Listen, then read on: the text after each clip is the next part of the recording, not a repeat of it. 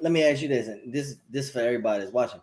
Would you say? I mean, we all know the answer to this, but would you say automations is one of the first things that you would need when starting a business, or is that something that you can kind of wait on? Like if I start a Nah, business, let's use nah. me again.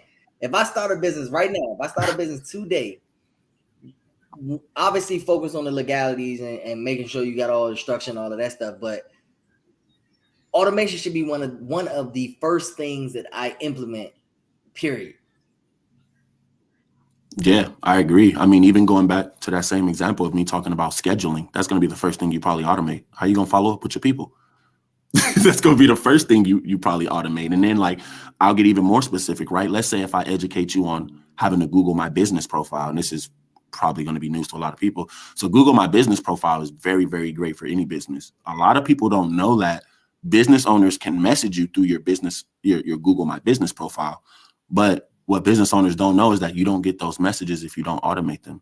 So you don't have a platform like High Level or somewhere to get those messages. You literally are missing out on Google My Business leads from people coming to you, looking at your business on Google. So that's, you may want that automated right there.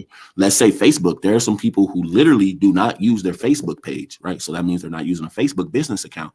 Doesn't mean you don't have one.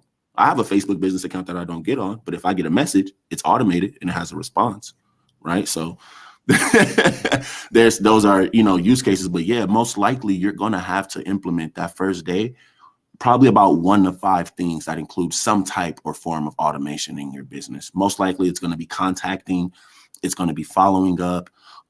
Usually I would say it's going to be 2 to 3 things for you, and then 2 to 3 things for the customer starting off. And then over time, depending on how complex your service is and what you want your follow-ups to be, then you'll have other automations.